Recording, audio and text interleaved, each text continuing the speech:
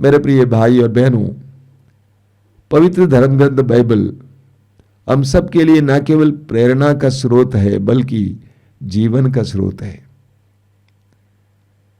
पिछले 2000 वर्षों से करोड़ों लोगों को प्रभु ने पवित्र बाइबल के द्वारा उद्धार दिया है। पवित्र बाइबल के द्वारा, पवित्र वचनों के द्वारा सांत्वना दी है, शक्ति दी है, चंगाइयां दी है। नए विधान का एक वचन जिसके द्वारा प्रभु ने करोड़ों लोगों को सांत्वना दी है, वो वचन है मत्ती अध्याय 11 वाक्य 28, जहां पर हम पढ़ते हैं, थके मांदे बोझ से दबे लोगों, तुम सब के सब मेरे पास आओ, मैं तुम्हें विश्राम दूंगा। थके मांदे और बोझ से दबे हुए लोगों, तुम सब के सब मेरे पास आओ, मैं तुम्हें विश्राम दूंगा। एक बहुत ही शक्तिशाली सांत्वना भरा शब्द है यह। बहुत साल पहले की बात है, मैं उत्तर प्रदेश के एक बहुत बड़े शहर में गया हुआ था। हम एक टीम थी, 2-3 जन की टीम, और हम लोग एक मसीही भाई से मिले जो बहुत धनी थे, अन्य धर्म के थे, लेकिन कुछ वर्ष पहले उन्होंने प्रभु यीशु पर विश्वास करना शुरू किया और यीशु पर विश्वास करने उन्होंने बपतिस्मा ग्रहण करके एक मसीही बने। हम उनके पास गए और उनसे पूछा कि भाई, वह कौन सी बात है जिसने आपको प्रभु की ओर आकृष्ट किया, या कौन सी ऐसी बात है जिसके कारण आपने अपने धर्म को छोड़कर यीशु के धर्म को अपनाया, मसीही धर्म को अपनाया। तो उन्होंने कहा, देखिए, कुछ वर्ष पहले मैं एक बहुत बड़ा बिजनेस कर रहा था, बहुत बड़ा धंधा कर रहा था। अचानक मेरा धंधा टूट गया और मैं कर्ज में आ गया, लाखों करोड़ों का कर्ज। मैं बहुत डिप्रेशन में आ गया था, बहुत पूरी तरह से उदास हो गया था। घर से बाहर निकलना पसंद नहीं करता था, मित्रों से मिलना पसंद नहीं करता था।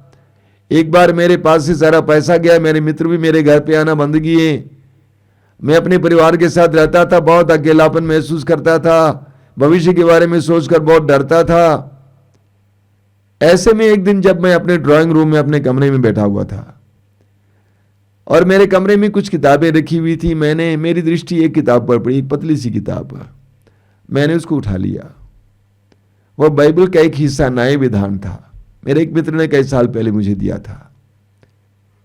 और उन्होंने कहा कि उन्होंने उस किताब को खोला, कहा कि उसको खोलते ही मुझे एक वचन मिला। वो वचन था, थके मांदे और बोझ से दबे लोगों, तुम सब के सब मेरे पास आओ, मैं तुम्हें विश्राम दूंगा। उन्होंने कहा कि मैंने उस वचन को पढ़ते ही मेरे आंखों से आंसू बहने लगे। मैं फूट फूट कर रो पड़ा। मेरे सारे मित्र चले गए। इस दुनिया में मुझे सांत्वना देने वाला शायद ही कोई था। दुनिया के लोग मुझे बोझ देते थे। जब मुझे पता चला कि कोई है यहां जो मुझे विश्राम देने वाला है, जो मुझे विश्राम देने के लिए बुला रहा है, तो मैं अपने आप को रोक नहीं पाया। मैं रोता गया। पवित्र बाइबल पढ़ने लगे और बाद में उन्होंने प्रभु यीशु मसीह को अपनाया। मेरे प्रिय भाई और बहनों, संसार में बहुत सारे लोग अलग अलग प्रकार के बोझ से दबे हुए हैं। आर्थिक बोझ से दबे हुए लोग बहुत सारे लोग हैं। कर्ज का बोझ, तंगी का बोझ, गरीबी का बोझ, बेरोजगारी का बोझ, व्यवसाय टूटा पड़ा हुआ ऐसा बोझ,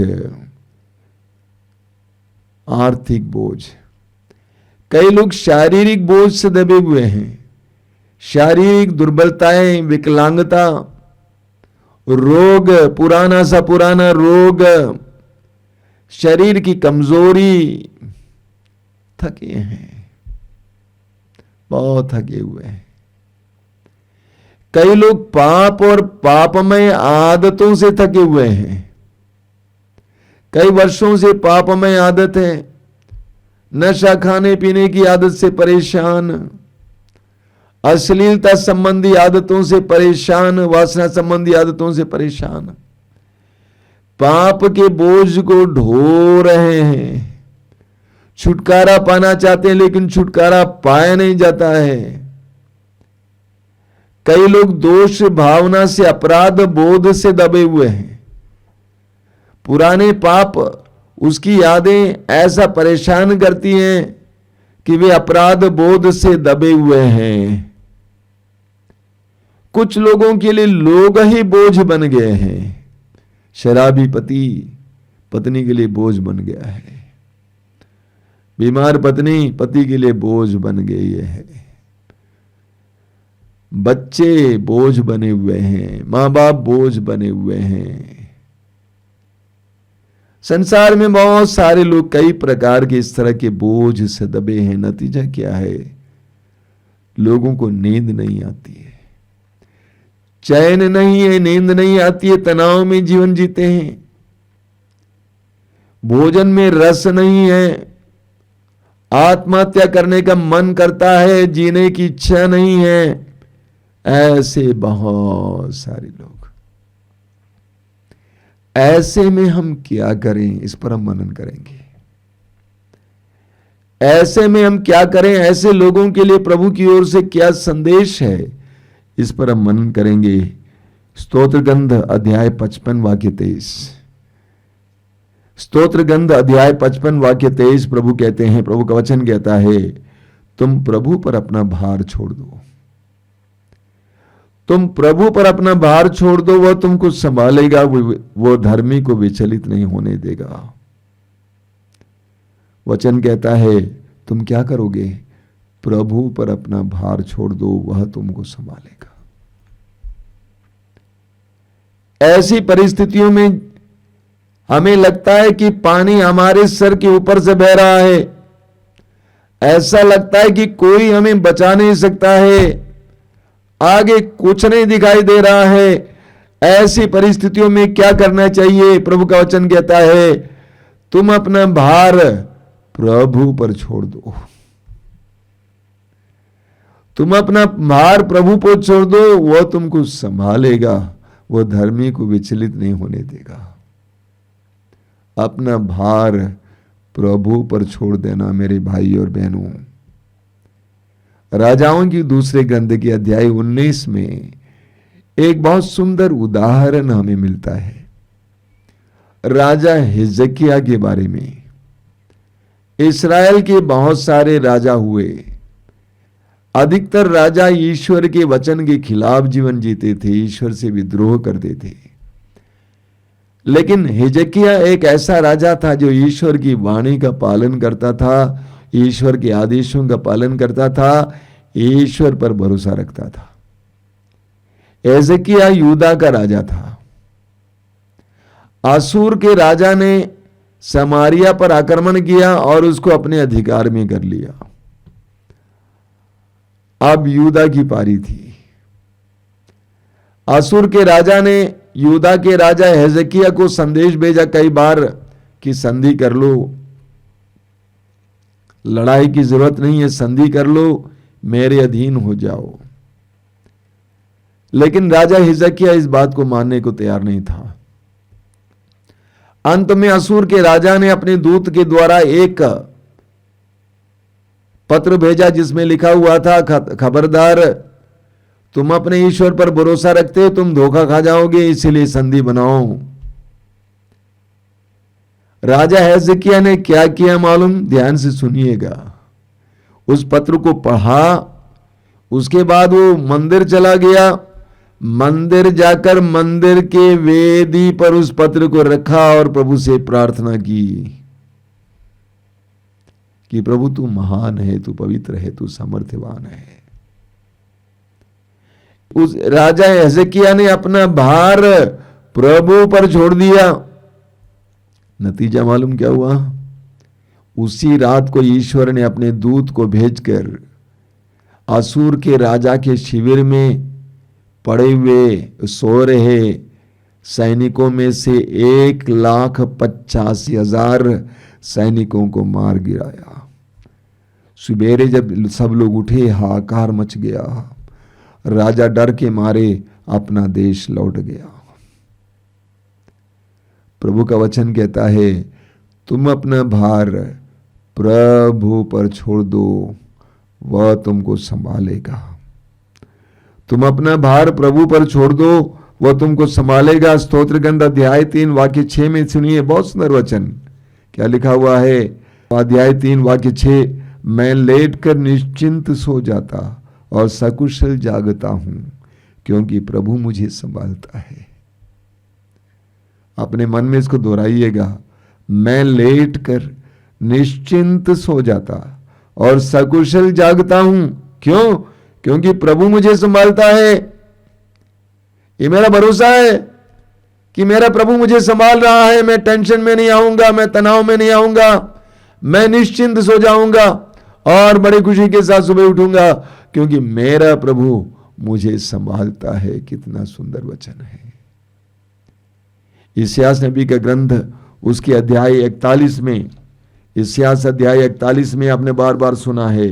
प्रभु कहते हैं उसके वाक्य 13 में, प्रभु कहते हैं, मैं तुम्हारा प्रभु ईश्वर हूं, मैं तुम्हारा दाहिना हाथ पकड़कर तुमसे कहता हूं, मत डरो, देखो मैं तुम्हारी सहायता करूंगा। प्रभु कहते हैं, मैं तुम्हारा प्रभु ईश्वर हूं, I am your Lord and God. मैंने तुमको बनाया, मैं तुम्हारा प्रभु ईश्वर हूं, मैं तुम्हारा दाहिना हाथ पकड़कर तुमसे कहता हूं, मत डरो, देखो मैं तुम्हारी सहायता करूंगा, मैं तुम्हारी सहायता करूंगा। हमें निर्गमन ग्रंथ की अध्याय 14 में पढ़ने को मिलता है, इस्राएली जनता को ईश्वर ने मूसा के नेतृत्व में मिस्र देश की गुलामी से छुड़ाया और वो जनता भागे भागे अपने देश कनान देश की ओर जा रही है। तब तक लाल समुद्र सामने आया। लाल समुद्र के तट तक वे पहुंच गए और उन्होंने मुड़कर देखा तो क्या देखा? जिस फिरौन ने, जिस राजा ने उनको जाने दिया, वह राजा अपनी सेना के साथ उनका पीछा कर रहा है। सभी घबरा गए। इस्राएली लोग चिल्लाने लगे, मूसा से कहने लगे, तुम इस समुद्र के तट पर हमें मरने ले आए। मूसा ने क्या कहा मालूम? वचन में लिखा हुआ है अध्याय 14 में, उसके वाक्य 13 और 14 में लिखा हुआ है। मैं उसको पढ़कर आपको सुनाना चाहता हूं। निर्गमन ग्रंथ अध्याय 14 उसके वाक्य 13 और 14 में बहुत सुंदर वचन है, कैसे मूसा अपनी जनता को समझाता है। अध्याय 14 उसके वाक्य 13 और 14 में मूसा ने अपने लोगों से कहा, क्या कहा? मूसा ने लोगों से कहा, डरो मत, धीर बने रहो और ये देखो कि किस प्रकार प्रभु आज तुम लोगों की रक्षा करेगा। जिन मिस्रियों को तुम आज देख रहे हो, तुम उन्हें फिर कभी नहीं देखोगे। प्रभु ही तुम्हारी ओर से युद्ध करेगा और तुम लोगों को कुछ भी नहीं करना पड़ेगा। मूसा ने अपने लोगों को दृढ़ विश्वास और भरोसे के साथ सांत्वना दिया, यह कहकर कि तुम्हें लड़ना नहीं होगा, तुम्हारा प्रभु ईश्वर तुम्हारे लिए लड़ेगा। मालूम क्या हुआ? ईश्वर ने मूसा से कहा, डंडा उठाओ, पानी पे मारो, और पानी 2 भागों में विभाजित हो गया। इस्राएली जनता आगे निकल गई, समुद्र पार की। तब तक फिरौन उसकी सेना के साथ उनका पीछा कर रहा था। जब सारी जनता आगे निकल चुकी थी, प्रभु ने मूसा से कहा कि डंडा मारो, पानी पर डंडा मारा, फिर लाल समुद्र एक हो गया और फिरौन और उसकी सेना और उसके घुड़सवारी सब उस पानी में डूब गए। प्रभु का वचन कहता है, प्रभु पर अपना भार छोड़ दो, वह तुम्हें संभालेगा। तुम प्रभु पर अपना भार छोड़ दो, वह तुम्हें संभालेगा। बाइबल में बार बार हम पढ़ते हैं कि हमारा ईश्वर सत्य प्रतिज्ञ ईश्वर है। ये सत्य प्रतिज्ञ मतलब क्या है? अपनी प्रतिज्ञा को बनाए रखने वाला ईश्वर, अपने प्रतिज्ञा को ना भूलने वाला ईश्वर, ना तोड़ने वाला ईश्वर सत्य प्रतिज्ञ ईश्वर है। पेतरुस अपने पहले पत्र के अध्याय 5 वाक्य 7 में कहते हैं, आप अपनी सारी चिंताएं उस पर छोड़ दें। आप अपनी सारी चिंताएं उस पर छोड़ दें, क्योंकि वह आपकी सुधि लेता है। वह आपकी सुधि लेता है।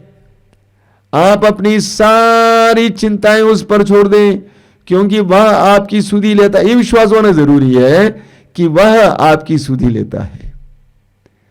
वह आदमी ही, वह व्यक्ति ही अपनी सारी चिंताओं को प्रभु पर छोड़ेगा जो ये विश्वास करेगा कि प्रभु मेरी सुधि लेता है। सुधि लेने का मतलब क्या है? मेरा ख्याल करता है, मेरे बारे में सोचता है, मेरी मदद करने को तत्पर है। वह आपकी सुधि लेता है, भूलना नहीं, वह आपकी सुधि लेता है। वह आपको जानते हैं, आपकी आवश्यकताओं को जानते हैं। वो आपकी सुधि लेते हैं, आपका ख्याल रखते हैं, आपके लिए सोचते हैं। इसलिए आप अपनी सारी चिंताएं उस पर छोड़ दें। अंग्रेजी में एक फ्रेज है, कहा जाता है लेट गो। लेट गो का मतलब जाने दो। चिंता मत करो, टेंशन मत करो, तनाव मत लाओ, बल्कि जाने दो। दूसरा है लेट गॉड, यानी ईश्वर को लेने दो। आप अपने जीवन में जो बोझ महसूस करते हैं, जो भार महसूस करते हैं, उसको जाने दीजिए और ईश्वर के हाथ में दे दीजिए। Let go and let God, ईश्वर के हाथ में जाने दीजिए। आसान बात नहीं है। कई लोगों की समस्या यह है, मैं जानता हूं, लोग प्रार्थनाओं में आते हैं, आश्रम आते हैं, साधना केंद्र जाते हैं, रिट्रीट सेंटर जाते हैं, समस्या लेकर जाते हैं, लेकिन समस्या वापस भी लेके जाते हैं। ये हमारी बहुत बड़ी बुरी आदत है। समस्या वापस भी लेके आते हैं। जिस तरह लड्डू चाहे और लड्डू वापस ले आए, उसी तरह हम भी समस्या को चाहकर वापस लेके आते हैं। लेकिन हमें लेट गो, जाने देना है, ईश्वर के हाथों में दे देना है। प्रभु मेरी समस्या तेरी समस्या है, मेरा बोझ तेरा बोझ है, आज से मैं तेरी आराधना करूंगा। फिलिपियों के पत्र के अध्याय 4 वाक्य 6 में संत पौलुस कहते हैं, आप किसी बात की चिंता ना करें। आप किसी बात की चिंता ना करें, हर जरूरत में प्रार्थना करें। चिंता करना कम करना है, हमें प्रार्थना करना है। चिंता कम कीजिए, प्रार्थना कीजिए। हर जरूरत में प्रार्थना कीजिए, विनय तथा धन्यवाद के साथ अपना निवेदन प्रभु के समक्ष रखिए। मैं इसका पालन करता हूं। कोई भी समस्या आ जाती है, कोई भी विसंगति आ जाती है, सबसे पहली बात चिंता आ जाती है अचानक। तुरंत ये वचन में मुझे समझाता है, किसी बात की चिंता ना करें, सब बातों के लिए प्रार्थना करें, हर जरूरत में प्रार्थना करें, विनय तथा धन्यवाद के साथ इस निवेदन को प्रभु के सामने रखें। ऐसा ही मैं करता हूं और मैंने इसका नतीजा पाया है। चिंता आ जाती है, तुरंत प्रभु का वचन मुझे याद दिलाता है, तुम्हें क्या करना है? चिंता नहीं करना, बल्कि प्रार्थना करना। प्रार्थना करना और अपना निवेदन प्रभु के सम्मुख रखना, बस बाकी प्रभु कर लेते हैं। और इतने सुंदर ढंग से प्रभु करते हैं कि आप सोच नहीं सकते। मैं यहां पर उदाहरण देना नहीं चाहता हूं, क्योंकि कई लोग इससे जुड़े हुए होते हैं और वे भी इस कार्यक्रम में भाग ले रहे होंगे। कोई भी चिंता आ जाती है, व्यक्ति मेरे लिए चिंताजनक हो जाता है, क्या करूं? उसे डांटू फटकारूं? बिल्कुल नहीं, तुम चुप रहो, समर्पित करो, मैं करूंगा। मूसा ने इस्राएली लोगों से कहा, तुम्हें लड़ना नहीं होगा, तुम्हारी ओर से ईश्वर लड़ेगा। इसलिए मैं बेफिक्र जीता हूं, डर नहीं है। कोई भी कुछ करेगा, कोई बात नहीं, मेरा प्रभु जो करना है करेगा। तुम्हें कुछ करना नहीं है, तुम्हारा प्रभु ईश्वर तुम्हारे लिए लड़ेगा। हम अपनी चिंताओं को प्रभु को देना सीखें, अपनी चिंताओं को प्रभु को देना सीखें, प्रभु पर भरोसा रखना सीखें। तनाव रहित जीवन जिए, तनाव के साथ मत जिए। एक विश्वासी और टेंशन एक साथ नहीं जाता है। आइए हम प्रार्थना करें। धन्यवाद देते हैं प्रभु तेरे पवित्र वचनों के लिए। तेरे दिव्य वचनों के द्वारा तू हमें स्पर्श कर रहा था। धन्यवाद देते हैं, धन्यवाद देते हैं। इन पवित्र क्षणों के लिए धन्यवाद देते हैं प्रभु। मैं विश्वास करता हूं कि इन वचनों के द्वारा तू सैकड़ों भाई बहनों को स्पर्श कर रहा था, अपनी सांत्वना दे रहा था, क्योंकि तेरे वचन में सांत्वना है। तूने हमें सिखाया है चिंता मत करो, किसी बात की चिंता मत करो। चिंता करने से तुम में से कौन अपनी आयु को पल भर भी बढ़ा सकता है? अगर तू ऐसा नहीं कर सकता है तो काहे चिंता करता है? प्रभु इन सारी चिंताओं को तेरे हाथ में समर्पित करते हैं और तुझ पर भरोसा रखने के लिए हमें कृपा दीजिए। तेरे वचन में हमने सुना है अपने सभी भार प्रभु पर छोड़ दो, वो तुम्हें संभालेगा। अपनी सारी चिंताएं उस पर छोड़ दो, क्योंकि वह तेरी सुधि लेता है। कृपा दीजिए प्रभु, कृपा दीजिए। तुझे देने के लिए कृपा दीजिए, जाने देने के लिए कृपा दीजिए यीशु, तुझे देने के लिए कृपा दीजिए यीशु। धन्यवाद प्रभु, धन्यवाद। तेरी स्तुति, तेरी आराधना, तेरी महिमा।